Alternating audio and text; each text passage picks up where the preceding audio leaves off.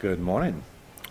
Another travel day. We are currently in a lounge in Barcelona waiting to board a flight to Granada.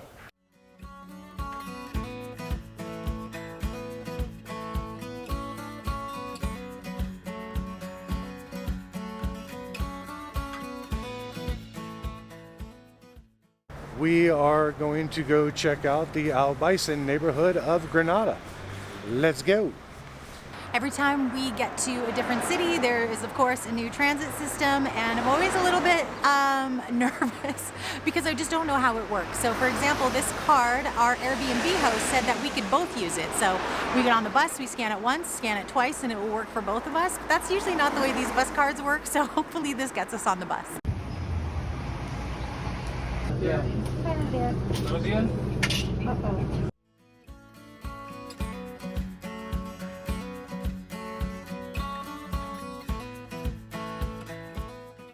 We started filming as we got on the bus there. That didn't go very well. The card that our Airbnb host told us had money loaded on it, so at least we could take the bus into the city. We went, scanned it, had zero money on it, so luckily enough the bus driver just let us on. Just let us on. No let us take problemo, it, yeah. the man said. So here we are, but now we need to find out how to load the card. Yeah, I don't even know if we can load the card, to be honest with you. I think he was saying that those cards can't be used, so we'll figure this out. Is as that we what go. he said? Yeah. Oh no.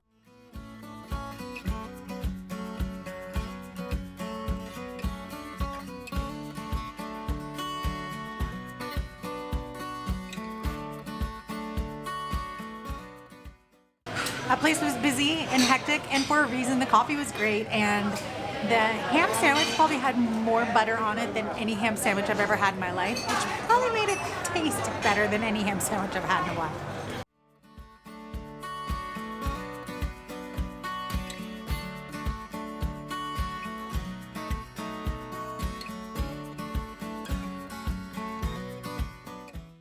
I was just saying to Jeff, every single time we get to a new city, the bus pass seems to be a problem for us. Like, every machine in which you're supposed to load the card has been out of service or not taking bills, or we just can't quite figure it out. This is beginning to be a pattern for us.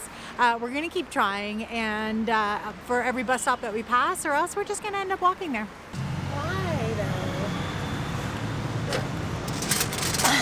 though?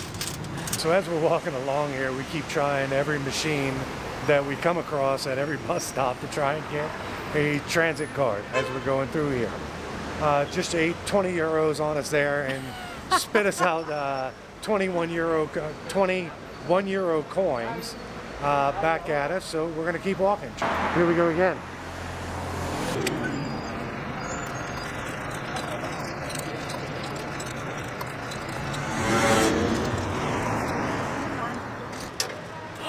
It worked.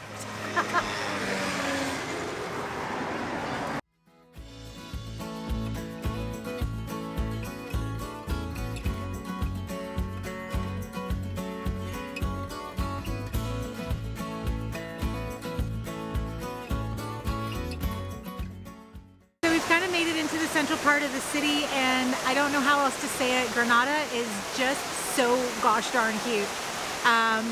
Gosh darn.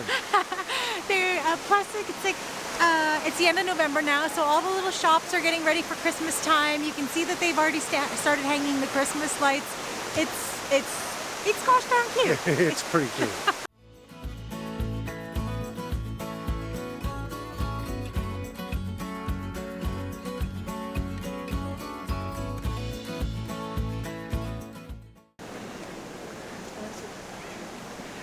This street behind us is called Paseo De Los Tristes. It's probably the prettiest street I've ever seen in my life, and it translates directly as the promenade of the sad.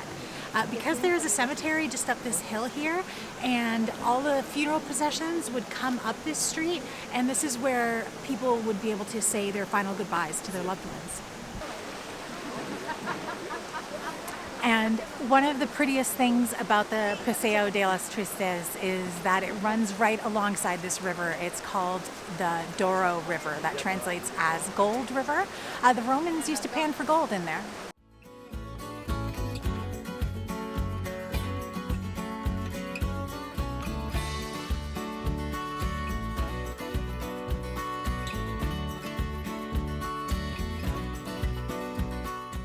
The footage we just showed you is of the Arab Baths, or the Hammam, here in Granada. It's one of the most well-preserved Arab baths left in Spain, and it was constructed in the 11th century.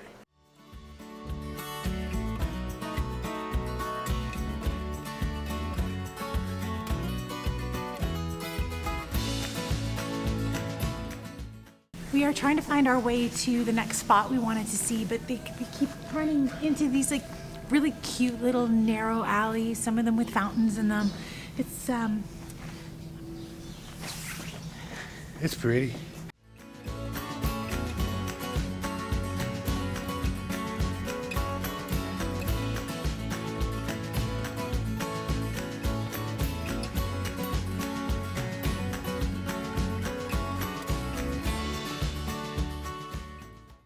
We're here at the Mirador de San Nicolás. The view behind us is spectacular. You can see the Alhambra, you can see the Sierra Nevadas in the back. It's just a spectacular place to catch a view. Fun fact, Bill Clinton said this spot was the most beautiful sunrise he's ever seen in his entire life. And he wouldn't lie to us, would he?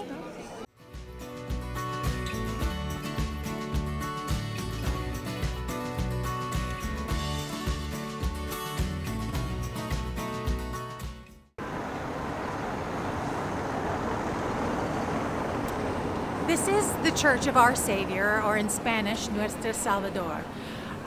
So this church was built on top of what was the main mosque here in Granada. What's kind of interesting about Granada is the contrast that we're seeing between it and Istanbul, which we were recently. So in Istanbul in the 15th and 16th centuries, they transitioned from Christianity to Islam, while here in Granada in the 15th and 16th centuries, they transitioned from Islam back to Christianity. So in Istanbul, we saw a lot of churches that became mosques, and here we're seeing a lot of mosques that became churches.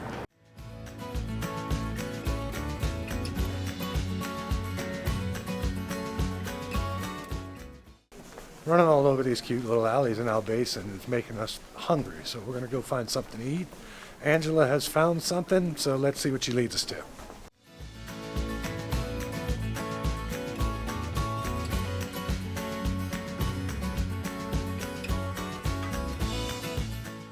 So the first place I chose was closed. The second place we chose was fully booked up.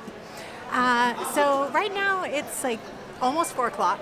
We haven't eaten since we split a ham sandwich at breakfast, and we've walked about 9 kilometers today. So at this point, we're just gonna go into the next place that looks halfway busy and go in and warm up and have some lunch.